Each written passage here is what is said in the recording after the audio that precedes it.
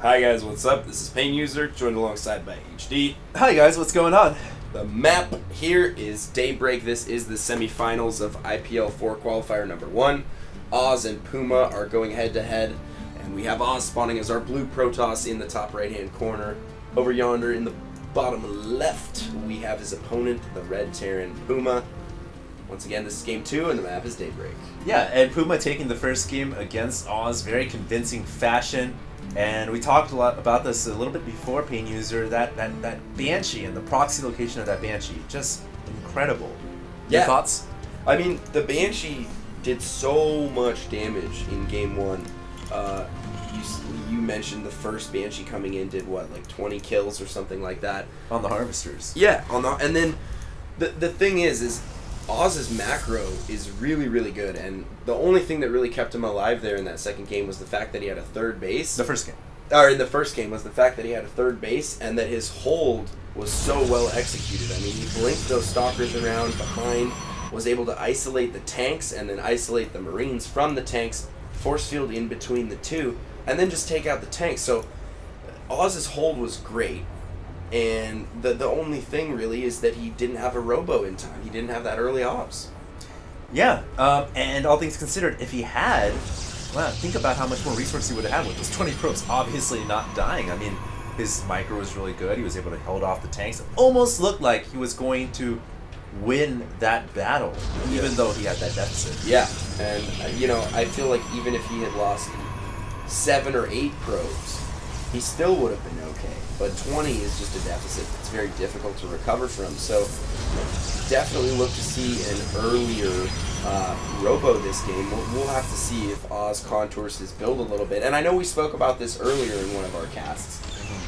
Contouring your build. When is a good time to contour your build? And I think this is a prime example of a moment where a Protoss player may contour his build a little bit, get an earlier robo, take the hit to his economy. I mean, why not? It just makes you that much safer, and observers are just such a great thing to have at any point in the game, really. Especially against Puma, who has shown his propensity to go for Banshees time and time again. Yep. And you know what? He might do it again. Oh wow, we do have second gas coming as well as a factory now.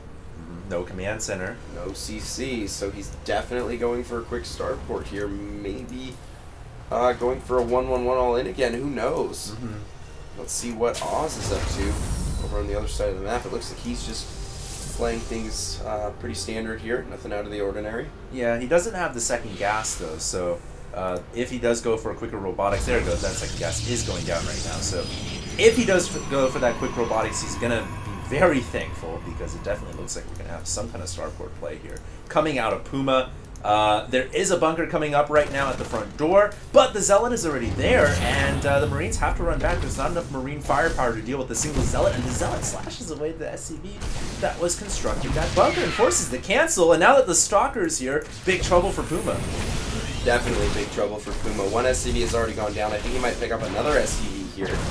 Actually doesn't get that one. Not sure why he re-microed the Stalker right there when he had the opportunity to pick up that SCV. Still, some damage being done here. He's weakening a bunch of those Marines. Second Stalker now there.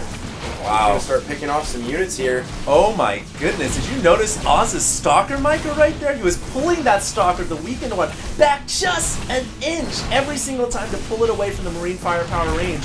And we've talked about this before. We know all about Oz's phenomenal Protoss micro. He's one of the best Protoss micros in the world, and he just lost a Stalker right there, but damn did he eke out maximum damage out of the 2 Stalkers and the Zealot.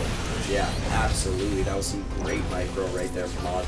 Picks off 4 SCVs. Not the biggest deal in the world, but this early on in the game, those SCVs are that much more important. The earlier you can start killing SCVs, the more damage it does, because they accumulate so much money over the course of the game. So picking off those SCVs early on will stagger him slightly more than it would later on. Basically what he's saying. Now back at home, we do have a robotics facility Pain User, so it looks like he's going to have the Observer out this time, unlike last game. And, well, Banshee and Cloak is still halfway on the production tab, meaning that by the time the Banshee travels over to the Protoss base, that Observer is going to be ready to go. And I definitely feel like this time rather than the last, Oz is going to be very, very much prepared for that Banshee. And it all goes back to, really, we know this as casters and players, practice. And I've read about this. Oz is actually known for his incredible work ethic in StarCraft 2. He plays, I've read somewhere around the numbers of 14 plus a day in hours. That's insanity. Yeah, that's Brood War levels of practice. Indeed it is, and you know, there are certain players and there's certain people who can handle that kind of a practice regimen. I mean, I don't know how they do it. I'm certainly not one of them. That's way, way too much StarCraft for me in a day, but you know, there are people who are capable of doing it, and they're some of the players who achieve levels of excellence in all the categories, micro, macro, decision making. I mean, they're just constantly perfecting their skills. And, when you practice that much, that's when you can truly become a brilliant player. Yeah, well, that Banshee is now inside the base. It was able to pick off 1 or 2 probes here, as it has 2 kills already, but nothing too serious. As we can see, unlike the last game here, the Observer is out. The robotics was down way before the other robotics in the first game. And now it looks like PuMa here trying to find an angle to maybe damage the robotics facility. But in fact, the Stalkers are stuck due to the way the robotics is positioned with the pylon, forcing Oz to warp in another Stalker. And wow, PuMa actually has an angle to attack. No, he doesn't. No, he doesn't. And he's actually stuck now, and that will result in the death of that Banshee. Close one. Oof. He's gonna get it out of there. That was So close. that Banshee does get a few kills, but it consumes a lot of PuMa's attention. It doesn't do a lot of damage. You saw PuMa trying to micro it there over and over and over. That consumes a lot of time, effort, and it looks like PuMa is just going back to basics here. And PuMa, you know, time and time again, I've mentioned this, it's his go-to maneuver. He loves this one base all in. And I've seen him do it so many times with so much success that, hey, why not? I mean, Yep. It works for him. Not nearly as many Banshees this time, though. Only a single Banshee before the Raven and then a second Banshee, but it looks like he's moving out much, much earlier this time around. To compensate for the lack of units, absolutely. And I think that he's going to start to move now. There are a pair of rocks that he has to destroy to break through first. Does Oz see it? He does with the Xel'Naga Tower, and he should know now that that all-in is coming because he can see the Banshee, not the Banshee, but the Raven, and the Banshee are making its way through the main and cloak so that it can regroup with the rest of the Terran army, because when you do this all-in, you do want to have your forces conglomerated. But this is a difference here. I don't think that Oz is making the same mistake that Alicia made, and that mistake is staying holed up inside your base. He's moving out, and he's going to claim the open, vast territory in the middle of the field. Yeah, he certainly will. Now, Oz, hopefully, is not going to make the same mistake that we saw before when dealing with this build. He needs to get out there, and that's what he's doing right now. He's getting out there on the map. He's staying active. He is going to force PuMa to earn every inch of position that he takes on the map, and that is the way you play against this style of a 1-1-1, or a 3-1-1 in this case, or is this a 2-1-1? I think it's a 3-1-1.